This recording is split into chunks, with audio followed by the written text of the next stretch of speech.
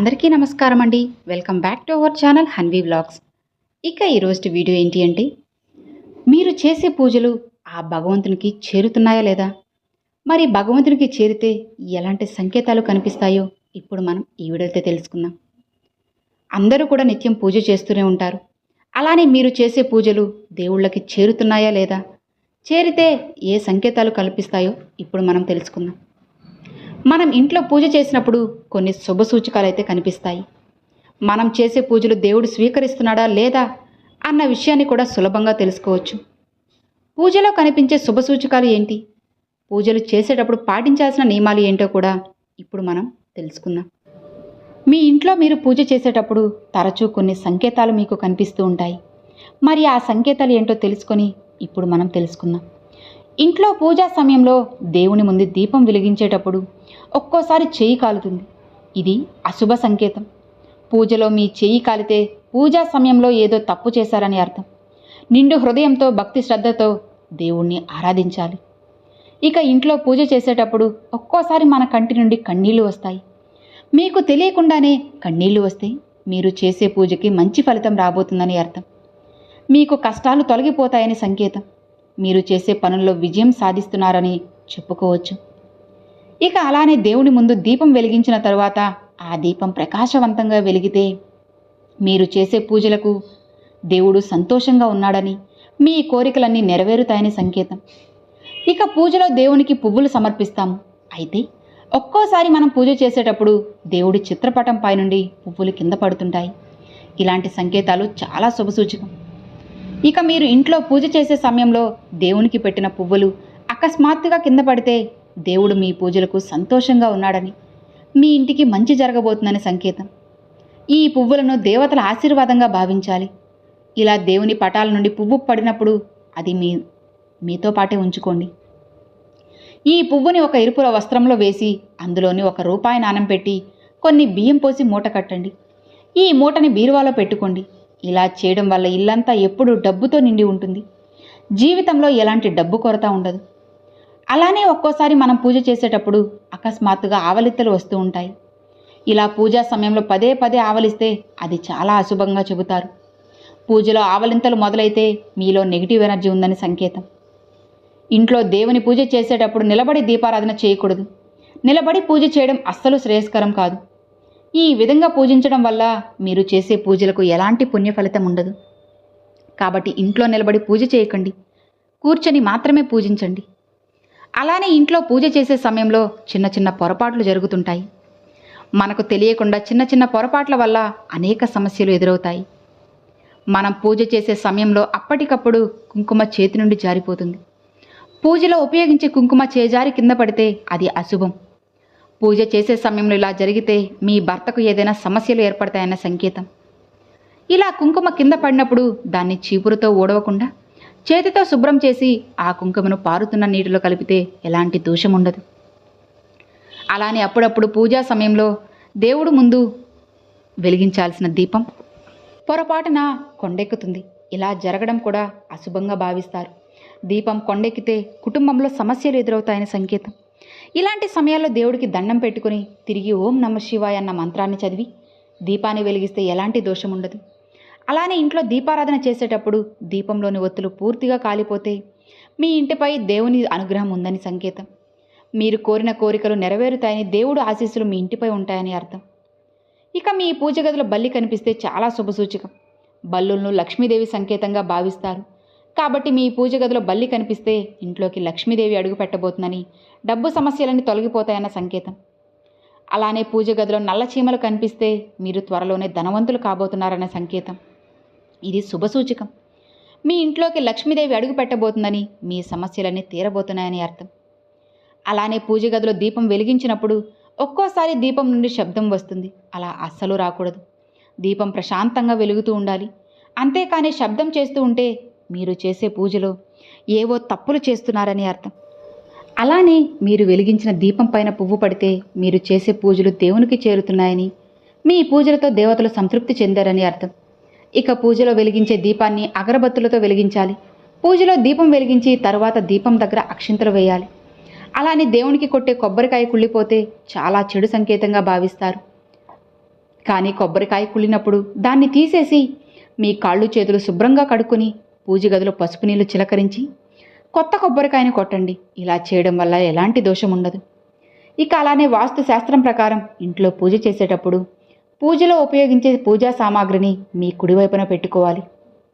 ఇలా చేయడం వల్ల కుటుంబానికి ఐశ్వర్యం ఉంటుంది.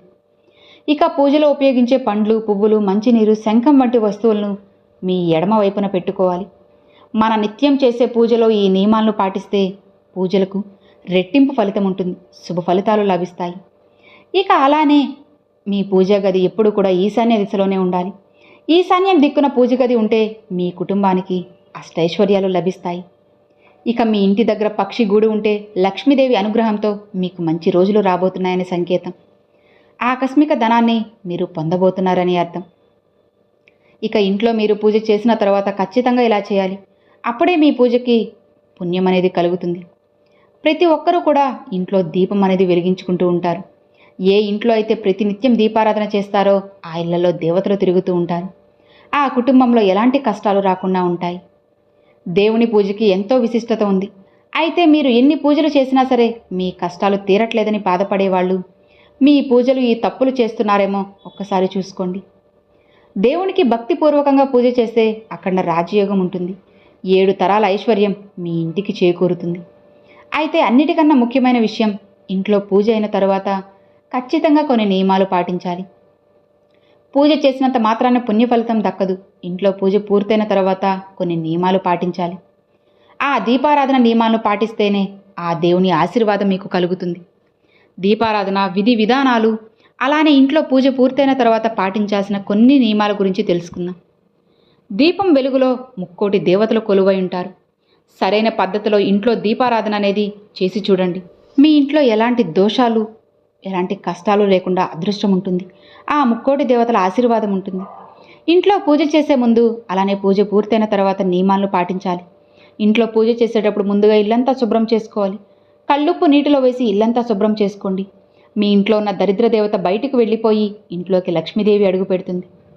ఇక ఇల్లంతా శుభ్రం చేయలేని వాళ్ళు ఇల్లంతా పసుపు నీళ్లు చిలకరించుకోండి. అలానే పూజ చేసే ఆడవాళ్ళు ఖచ్చితంగా తలస్నానం చేయాలి. అయితే తలస్నానం చేయలేని వాళ్ళు పాపిట్లో కుంకుమ బొట్టు పెట్టుకొని దీపారాధన చేసుకోవచ్చు. ఇక ఇంట్లో పూజ ప్రారంభించే ముందు పూజ గదిలో ఖచ్చితంగా ముగ్గు వేయాలి. ముగ్గులో లక్ష్మీదేవి కొలువై ఉంటుంది. కాబట్టి పూజ గదిలో ముగ్గు వేసి ఇంట్లో దీపారాధన చేసుకుంటే ఇంటికి అష్టైశ్వర్యాలు చేకూరుతాయి. ఇక పూజ చేసే ఆడవారు నైటీలు వేసుకుని దేవుణ్ణి పూజించకూడదు. చక్కగా చీర కట్టుకొని ఇంట్లో దీపం వెలిగించుకుంటే లక్ష్మీదేవి స్థిర నివాసం ఉంటుంది.